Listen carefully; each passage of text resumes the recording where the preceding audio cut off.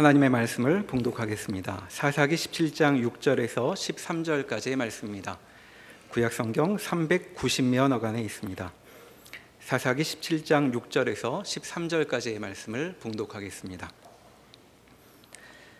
그때에는 이스라엘에 왕이 없었으므로 사람마다 자기 소견에 옳은 대로 행하였더라. 유다 가족에 속한 유다 베들레헴에 한 청년이 있었으니 그는 레위인으로서 거기서 거류하였더라. 그 사람이 거주할 것을 찾고자 하여 그 성읍 유다 베들레헴을 떠나 가다가 에브라임 산지로 가서 미가의 집에 이르매 미가가 그에게 묻되 너는 어디서부터 오느냐 하니 그가 이르되 나는 유다 베들레헴의 레위인으로서 거류할 곳을 찾으러 가노라 하는지라. 미가가 그에게 이르되 내가 나와 함께 거주하며 나를 위하여 아버지와 제사장이 되라. 내가 해마다 은 10과 의복 1벌과 먹을 것을 주리라 하므로 그 레위인이 들어갔더라. 그 레위인이 그 사람과 함께 거주하기를 만족하게 생각했으니 이는 그 청년이 미가의 아들 중 하나같이 됨이라. 미가가 그 레위인을 거룩하게 구별하매 그 청년이 미가의 제사장이 되어 그 집에 있었더라. 이에 미가가 이르되 레위인이 내 제사장이 되었으니 이제 여호와께서 내게 복 주실 줄을 아노라 하니라. 아멘. 지난 설교에서는 미가라는 한 사람이 어떤 일을 행하였는가라고 하는 부분들을 저희가 말씀을 통해 살펴보았습니다. 미가는 자기 집안에 신당을 만들어 두었고 또 에봇과 드라빔을 만들었고 자기 아들 중에 하나를 제사장으로 세웠습니다. 이러한 미가의 행동을 보면 겉으로는 그가 하나님을 예배하고 하나님의 말씀에 귀를 기울이고 하나님의 뜻에 순종하는 여호와 신앙 중심의 삶을 사는 것처럼 보이지만 사실은 하나님이 명령하신 모든 말씀들을 무너뜨리는 그러한 잘못을 저지르고 있는 모습입니다. 이런 일들은 미가가 영적으로 무지하고 타락하였다는 것을 보여주고 있는 반증이고 또 이것은 미가 한 가정의 문제만이 아니라 그 시대의 모든 이스라엘 백성들이 영적으로 부패하고 타락하였다라고 하는 의미라는 것을 저희들이 보았습니다. 그러면서 저희는 물었습니다. 그러면 이스라엘이 이렇게 영적으로 부패하고 타락하게 된 원인은 어디에 있는가라고 할 때 사사기 저자는 근본적인 원인은 레위인의 타락에 있다, 이 이야기를 하고 있습니다. 이스라엘 백성들이 하나님의 언약 백성으로 살아갈 수 있도록 말씀과 규례와 법도를 가르쳐야 하고 또 이스라엘 백성들이 하나님을 온전히 예배하는 자리에 바르게 서야 할 것을 가르쳐야 할 이 레위인들이 본인들 스스로가 하나님 앞에서 하나님의 말씀대로 살아가지 못할 때에 이러한 영향들이 이스라엘 백성들이 영적으로 타락하고 부패하게 만든 치명적인 원인이라고 볼 수 있는 것입니다. 오늘 본문 말씀을 통하여서 이 같은 내용과 또 더불어서 함께 돌아봐야 할 내용들을 살펴보도록 하겠습니다. 오늘 본문 말씀을 보면 유다 베들레헴에 살던 한 레위인이 미가가 살고 있는 에브라임 산지 근처로 올라오는 이야기가 나오고 있습니다. 유다 베들레헴은 가나안 땅 남부 지역입니다. 그리고 미가가 살고 있는 에브라임 산지는 가나안 중부 지역입니다. 남부 지역에 사는 한 레위인이 물론 거주 제한을 받지는 않지만 그러나 가나안 중부 지역까지 올라오게 된 이유가 무엇인가, 이 사실부터 살펴봐야 합니다. 여호수아 13장에 보면 가나안 땅을 각 지파별로 분배하는 말씀이 나옵니다. 그래서 그 시작은 요단 동편 땅을 기업으로 받는 루벤 지파, 갓 지파, 므낫세 지파에 관한 말씀이 나오고 13장 끝부분에는 땅을 기업으로 받지 못하는 레위 지파에 관한 말씀이 나옵니다. 그 말씀은 이렇게 기록이 되어 있습니다. 모세가 그들에게는 땅을 기업으로 주지 않았다. 하나님이 말씀하신 대로 레위 지파에게는 하나님이 기업이 되신다라고 하는 내용입니다. 모든 지파들이 땅을 기업으로 받았습니다. 이 기업으로 받은 땅에서 농사하여서 수확물을 얻고 또 그 받은 땅에서 목축을 하여서 자신들의 생존과 삶에 필요한 것들을 얻습니다. 그들은 땅이 있어서 이 같은 것들을 얻을 수 있지만 그러면 땅이 없는 레위 지파는 어떻게 할 것인가? 그들의 필요를 어디에서 얻을 수 있는가? 그래서 하나님은 레위 지파를 형제 지파들 각각의 지파에 흩어져 살게 합니다.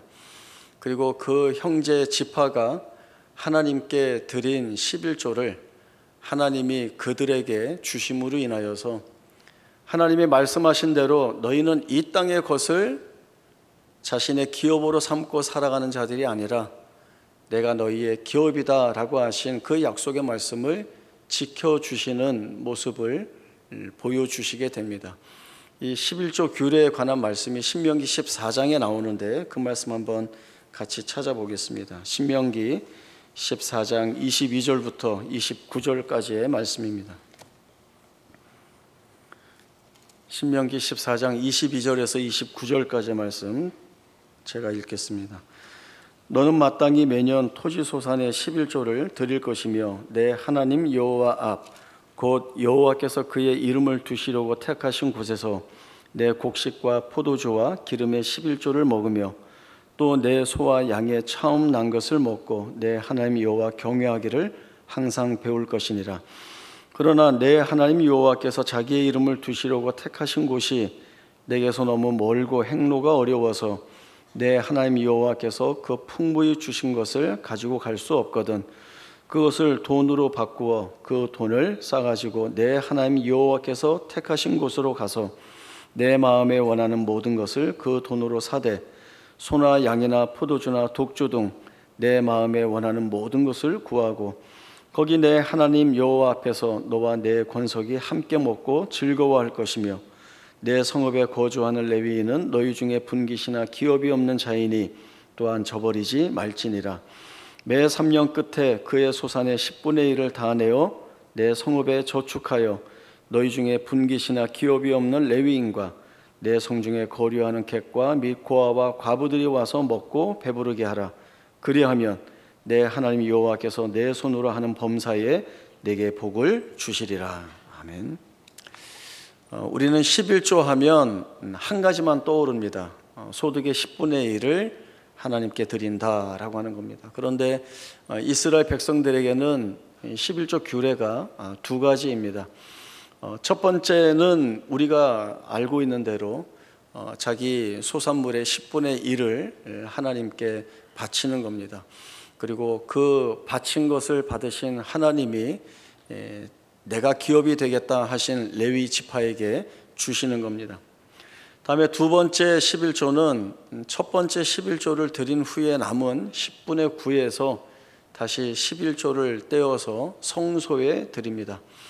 이렇게 성소에 드린 11조는 모아두었다가 때가 되어 이스라엘 신앙 공동체가 모여서 잔치를 하게 되는데 이때에는 자기가 원하는 모든 것을 다 구하여 먹고 마시지만 그러나 먹고 마시는 것으로 끝나는 것이 아니라 하나님께서 그동안 우리에게 베푸신 복과 은혜가 얼마나 풍성하고 넉넉했는가라고 하는 이 사실을 익히고 배우는 자리로 삼게 되는 것입니다.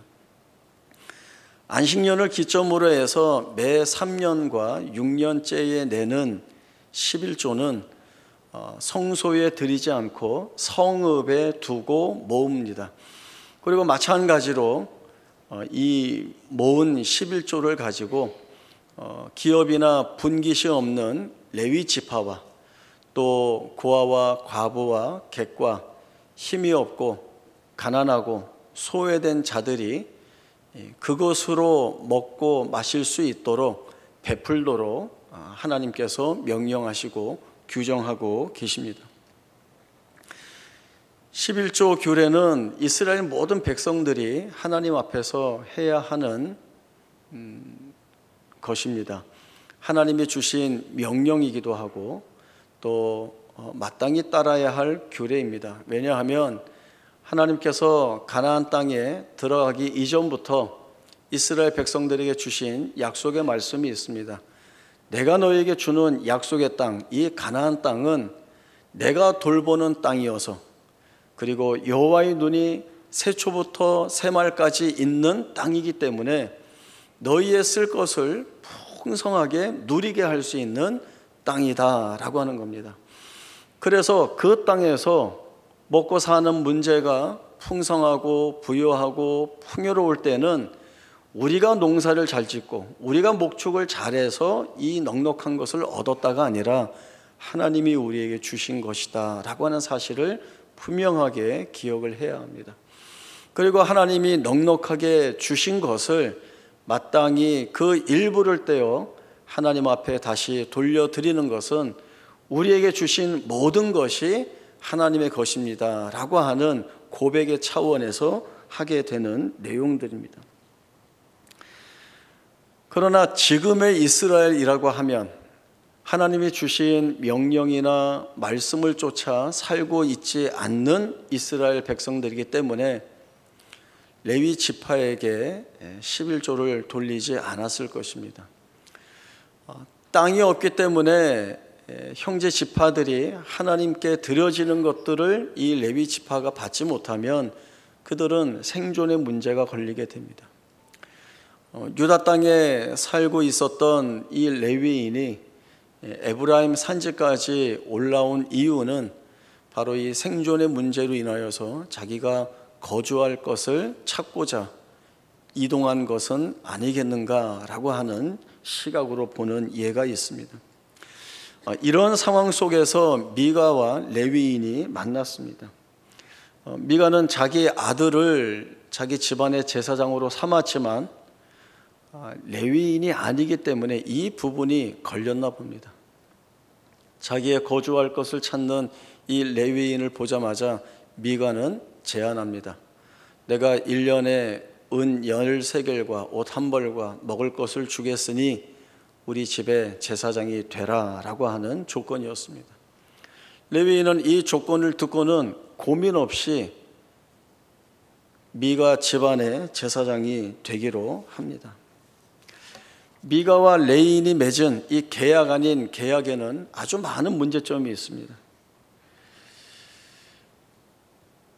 출애굽기 28장에 보면 레위인이라고 해서 모두가 제사장이 될 수 있는 것은 아닙니다. 출애굽기 28장에 보면 아론과 그의 자녀와 후손만이 제사장이 될 수 있습니다. 그리고 나머지 다른 레위 지파 사람들은 성막에서 하나님께 제사하고 예배 드리는 일에 수종들도록 하셨습니다. 그러나 미가는 자기가 하고 싶은 대로 하고 있는 것이죠. 무엇보다도 제사장은 하나님이 세우시는 겁니다. 아무나 그리고 자기 마음대로 세우는 직분이 아니라는 것입니다. 그러나 미가는 자기가 원하면 세울 수 있다고 여겼고 이 레위인도 자기의 필요한 것을 채워주기 때문에 자기가 수용하면 할 수 있다고 여겼습니다. 이 미가와 레위인의 모습을 보면 하나님의 말씀으로 하고 있는 것이 하나도 없다는 것들을 보게 됩니다. 하나님의 언약 백성으로서 지켜야 할 하나님의 말씀, 레위인으로서 반드시 붙들어야 할, 순종해야 할 하나님의 말씀을 붙들지 않고 있는 이 미가와 레위인의 모습들을 보게 됩니다.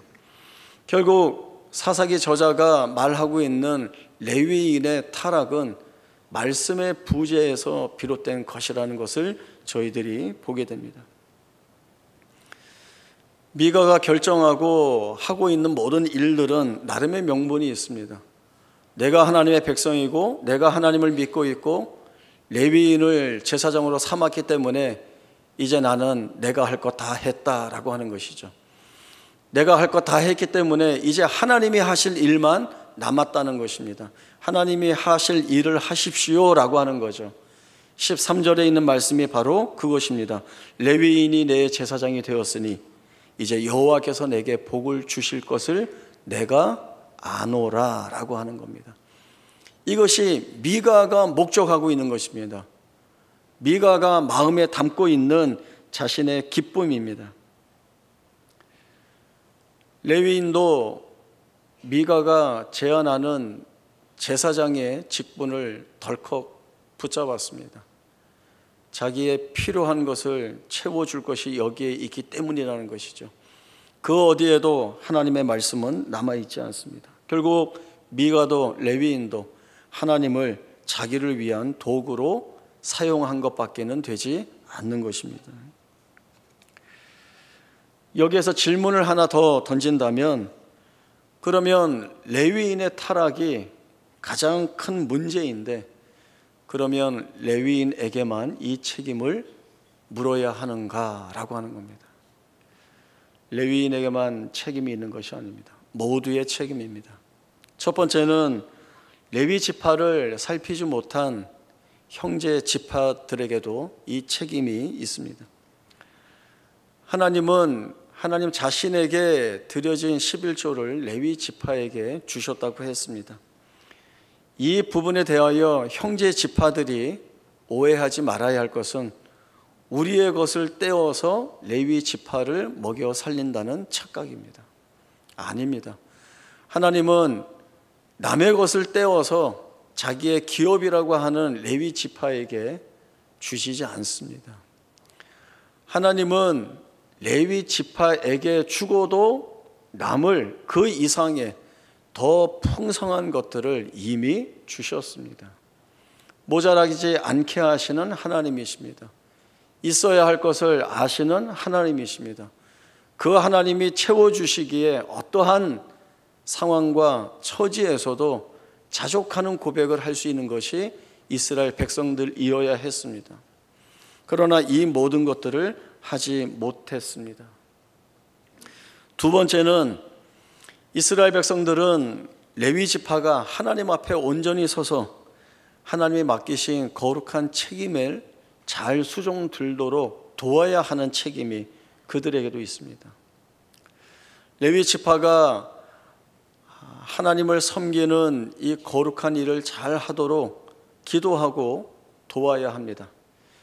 그리고 레위 지파가 하나님이 맡기신 거룩한 책임을 잘 하지 못할 때에도 그들은 이 레위 지파가 그 거룩한 책임을 잘 할 수 있도록 뒤에서 기도하고 도와야 합니다. 그것이 남아있는 이스라엘 백성들이 반드시 해야 할 일들이었습니다. 우리 노예에 속한 지교회에서 이제 장로님들을 뽑을 때가 있습니다. 그렇게 피택되신 분들은 노회에서 직분자 훈련을 통해 교육을 합니다. 장로의 직분이 무엇인지, 또 이제 장로가 되어서 교회와 성도를 어떤 마음으로 어떤 자세로 섬겨야 하는지를 교육하는 자리입니다. 총회, 헌법, 그리고 성경, 신조, 대소요리 문답, 권징조례, 예배 모범, 이렇게 교육을 받습니다. 제가 노예 이 직분자 훈련원에서 예배 모범을 강의하고 있는데, 우리 총회 헌법 예배 모범에 나와 있는 한 부분이 이 내용입니다.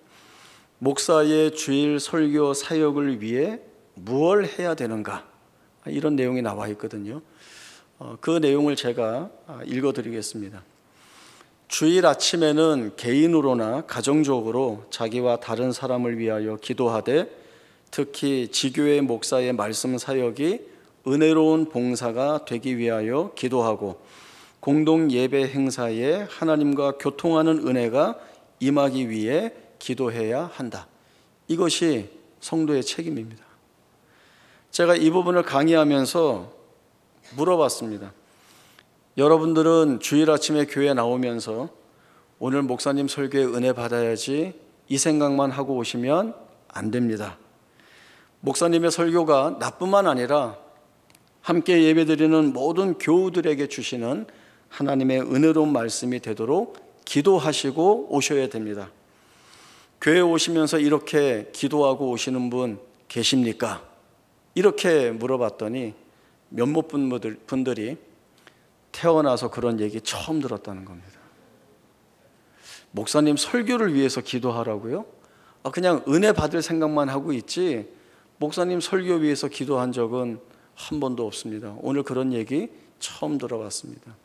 그런데 이 내용을 풀어서 설명을 드리니까 반드시 기도해야 하고, 그리고 그것이 성도가 맡은 귀한 책임이라는 사실을 깨달으셨다, 이런 고백들을 많이 하셨습니다. 저도 목회자 되기 전에는 학생으로서, 성도로서, 청년으로서 성도의 자리에 있어 봤기 때문에 우리 성도님들이 어떤 생각을 가지고 계시는지 잘 알고 있습니다. 오늘 내가 목사님 설교에 은혜 받지 못하면 그건 목사님 책임이야, 물론 이런 생각을 아주 확연하게 그 마음에 담고 오시는 것은 아니지만 그런 생각들이 마음속에 어떻게 담겨 있는 거죠. 그러나 이제 그게 틀린 얘기라는 걸 하는 겁니다. 제가 은혜를 못 끼칠 때를 대비해서 이런 얘기를 드리는 게 절대 아닙니다. 목사가 말씀 앞에서 제일 먼저 자기가 기도하고 열심히 설교 말씀을 준비를 해야 합니다. 그리고 성도님들은 앞에서 말씀드린 대로 목사의 주일 설교 사역을 위하여 은혜로운 봉사가 되도록 열심히 기도를 해 주셔야 합니다. 만약에 목사도 본인이 말씀 앞에서 열심히 설교 준비를 하지 못하고 성도님들도 이 목사의 설교 사역을 위해서 기도하지 못해서 서로 은혜가 되지 못하면 누구 책임입니까? 목사 O, 성도님 O, 5대5. 누가 O예요? 영화 안 보셨어요? 5대5 누가 O예요? 이때 웃으셔야 되는데. 모두가 말씀 앞에 서서 기도로 준비하고 그렇게 주어진 말씀 앞에 다시 서서 그 말씀을 살필 때에 하나님이 이 모두에게 은혜를 담아 주십니다. 제가 군대에 있을 때 이등병이었는데요, 그때 군종이 휴가 가는 바람에 저에게 주일 설교를 하라고 이렇게 책임을 짊어지고 갔습니다. 제가 가지고 있는 건 신약 성경책 한 권밖에 없었습니다. 말씀을 어떻게 준비해야 될지 정말 힘들었습니다. 그래서 설교 본문으로 정한 그 말씀을 계속 마음속으로 묵상하고 그렇게 설교를 준비하고 그 주일날 교회에서 설교를 했는데, 설교를 하는 저도 무슨 정신으로 했는지 모릅니다. 왜냐하면 제가 이등병이니까 제 앞에 앉아있는 모든 사람들이 저보다 다 상급자인 거죠. 그래서 덜덜덜 떨면서 설교를 하고 예배 마치고 나왔는데 다른 중대의 장교 한 분이 기다리고 있었습니다. 그리고 저를 보더니 모자를 벗고는 꾹 인사를 하시는 거예요. 장교가 이등병한테. 그러면서 오늘 설교 은혜 많이 받았습니다, 감사합니다, 그렇게 인사를 하시더라고요. 이분은 계급장을 뗐습니다. 그리고 강단에서 설교하는 이등병이 아니라 하나님의 말씀을 전하는 한 사람 앞에 예배자로 서서, 그리고 하나님의 말씀을 듣는 자로 서서 말씀을 듣고 난 이후에 이 예를 표한 겁니다. 그분은 저와 다른 중대 장교이기 때문에 그분이 일상으로 돌아가서 어떤 삶을 살았는지, 잘 모릅니다. 만나본 적이 없기 때문에 그분은 어떻게 살까 모릅니다. 그러나 그분의 이 단 하나의 모습을 통해서 제가 예상해 보는 것은 철저하게 하나님 말씀 앞에 자신을 세운 분이기 때문에 이분은 하나님의 사람으로 지금도 살아내고 계시겠구나라고 하는 생각이 들었습니다.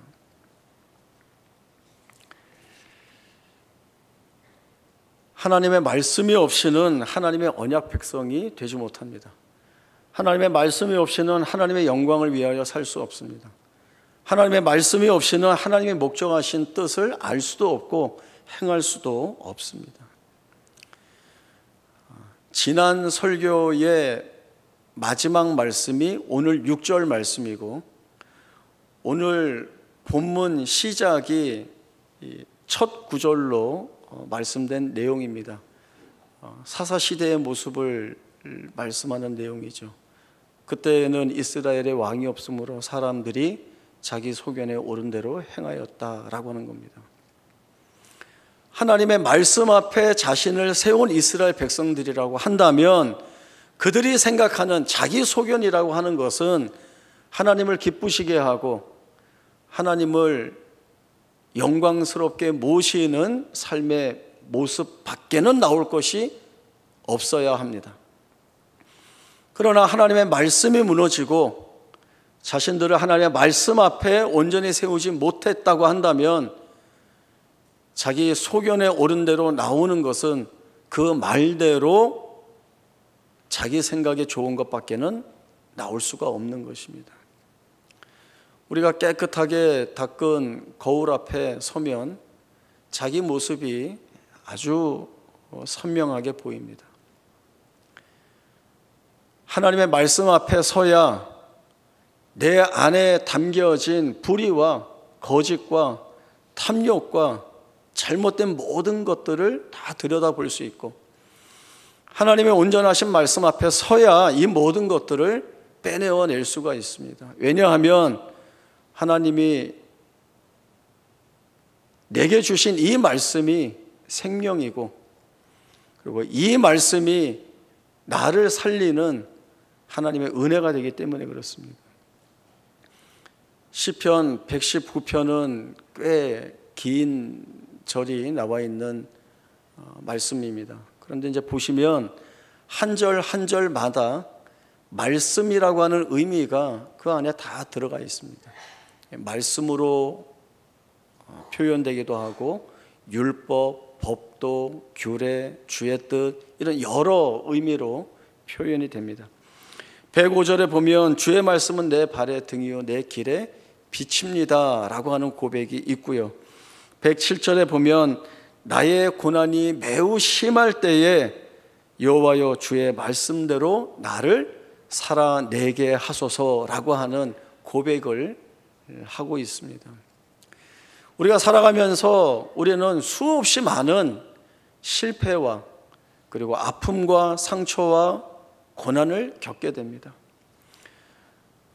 말씀이 무너진 레위인이 자기의 필요에 따라 덥석 제사장 직분을 수락하는 모습이라고 한다면 우리는 여기에서 누가 나를 해방시킬까? 이 힘들고 어려운 것들을 무엇으로 풀어낼 수 있을까? 풀어만 준다면 무엇이라도 좋다라고 하는 생각을 갖는다고 한다면 그것이 이스라엘의 왕이 없으므로 자기 소견에 옳은 대로 행하는 모습이 되겠죠. 그러나 주의 말씀이 내 발의 등이요 내 길의 빛이라고 고백하는 사람이라고 한다면, 하나님의 말씀을 생명같이 붙들고 여기는 사람이라고 한다면, 이러한 실패와 상처와 고통과 아픔 속에 있더라도 거기에서 붙들어야 할 것은 하나님의 말씀밖에 없습니다. 이 말씀이 위로가 되고, 이 말씀이 격려가 되고, 이 말씀이 생명이 되신다는 것입니다. 그래야 사는 겁니다. 우리 믿음의 선진들은 이 같은 사실을 알기에 하나님 앞에 자신을 세웠고 하나님의 말씀을 붙들었습니다. 코람 데오, 하나님 앞에서 솔라 스크립투라, 오직 말씀으로, 이것이 붙들어야 할 가장 중요한 내용이었습니다. 하나님을 떠나서는, 말씀을 떠나서는 그 어디에서도 진리를 찾을 수 없고, 의의를 찾을 수 없고, 기쁨을 찾을 수 없고, 영광을 찾을 수 없습니다. 오직 하나님께만, 오직 하나님의 말씀에만 있는 것들입니다.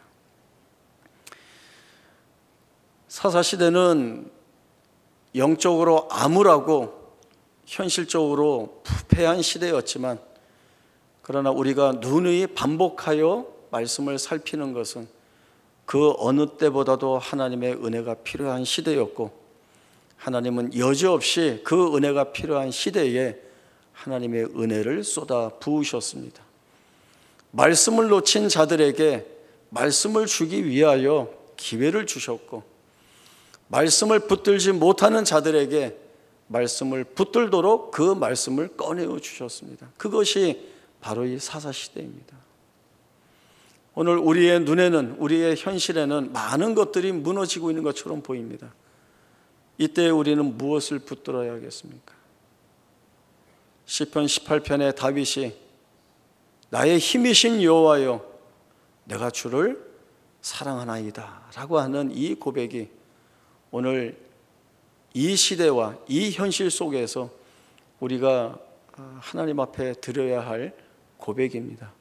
이 고백이 또한 우리를 살게 할 것이고, 우리가 어떠한 길을 쫓아 주의 영광을 위하여 사는 자들이 되어야 하는지를 우리에게 알려줄 겁니다. 코람 데오 솔라 스크립투라, 귀한 고백을 붙들고 사는 우리 모두가 되기를 바랍니다. 기도하겠습니다. 하나님 아버지 은혜를 감사합니다. 모든 것들이 무너지고 아픈 시대, 도저히 하나님을 찾을 수 없을 것 같았던 그 어두운 시대에 하나님은 한 줄기 빛처럼 찾아오셔서 주의 은혜를 쏟아부어 주셨습니다. 그것이 주의 말씀이었고 그 말씀이 생명이었습니다. 오늘 우리에게도 하나님의 귀하신 은혜가 우리의 삶을 붙들고 있음을 알기에 아무리 두렵고 어려운 자리라 할지라도 담대하게 나아가고자 합니다. 우리의 발걸음에 은혜를 더하시고 힘을 더하시는 하나님으로 인하여 살아가는 우리 모두가 되게 하시고, 이러한 우리의 심령에서 고백되어지는 찬송이 주께 올려드리는 영광이 되게 하여 주옵소서. 거룩하신 예수님의 이름으로 기도하옵나이다. 아멘.